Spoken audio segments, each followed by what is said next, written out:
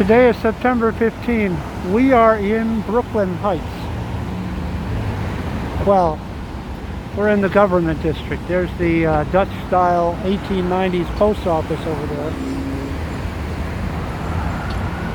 And the purpose of this video is to show you the new bike lane across the Brooklyn Bridge.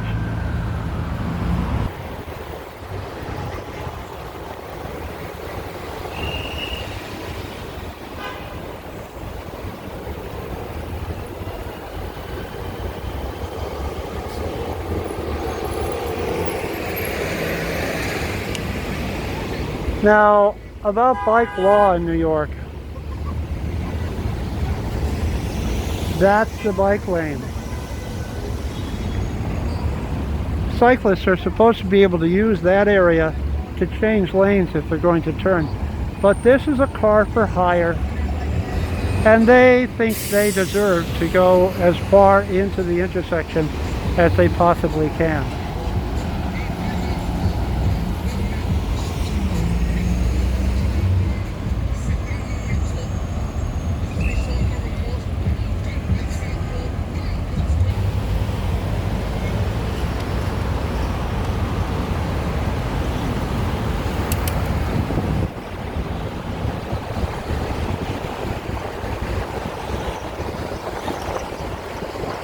Share the bike lane.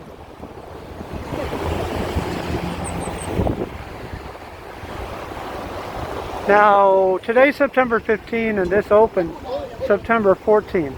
Until day before yesterday, cyclists and pedestrians had to squeeze into that sidewalk, the concrete sidewalk on the left.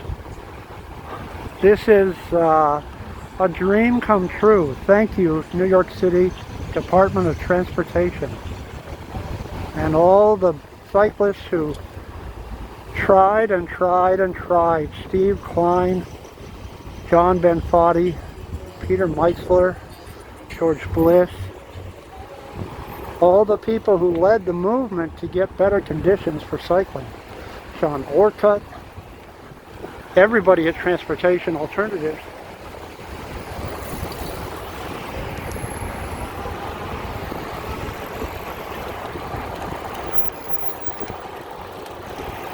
I'm leaving out a name and I can't remember it. Another leader at Transportation Alternatives, a founder. Yeah, that's it, Charles Komanoff. Thank you.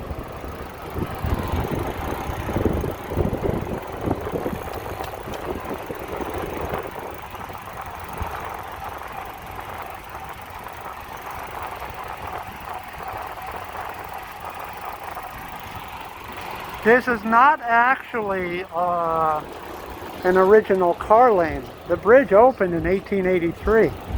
The car was invented 3 years later in Germany. The first cars in America, I think, were about 1898. A train used to run here.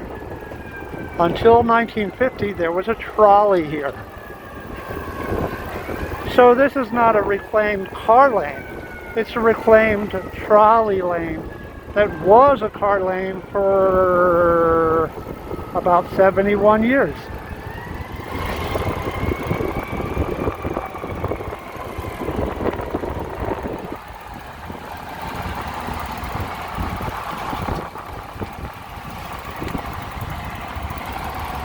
Look at that skyline.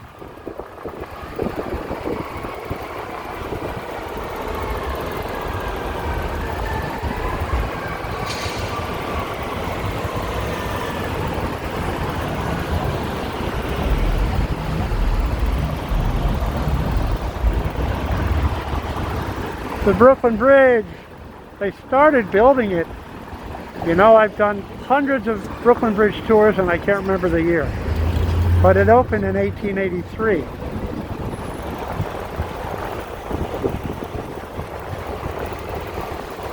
We are inside a truss now. It's a suspension truss bridge. The towers, oh, well, this is the first of its kind and the last of its kind. It's steel, it's not iron.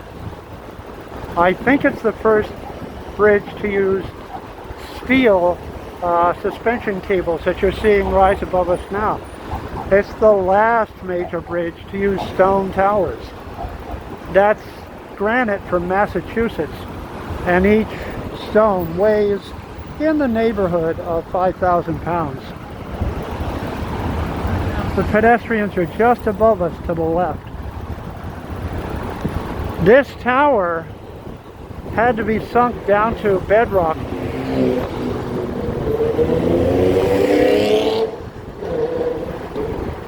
So they took it as far as they could, and the workers here had to work in high pressure. They released pressure at the end of their shifts, and they were the first workers in the world to suffer from the bends. Nobody knew what caused it. They were down deep below the surface in caissons. They called it caisson disease. It wasn't figured out until a bridge across the Mississippi in 1896.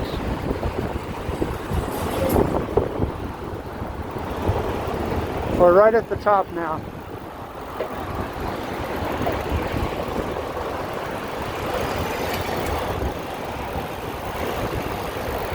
Everybody in Chinatown and the Lower East Side is worried about that big skyscraper for millionaires. If buildings like that encroach, then the last cheap housing in Manhattan will be done away with. And there goes Chinatown.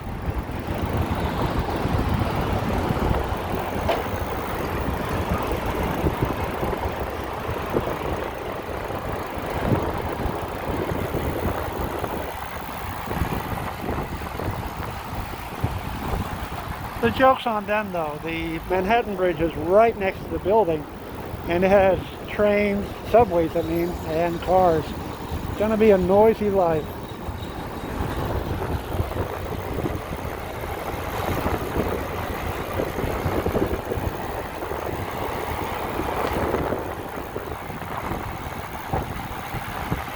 And we're inside the Manhattan Tower.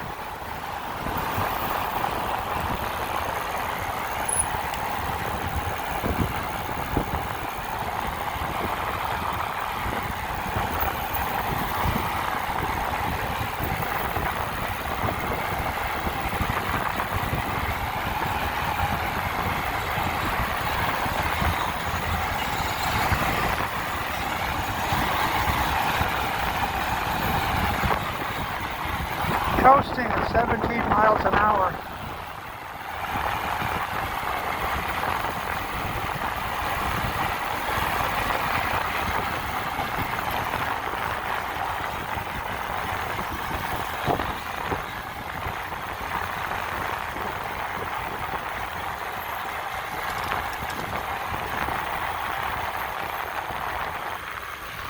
Pedestrians are up on the top. Back in 2008, when the bottom fell out of the economy, travelers were stranded in New York. They asked, what can we do that's free? Concierges and TripAdvisor people said, well, you can walk the Brooklyn Bridge.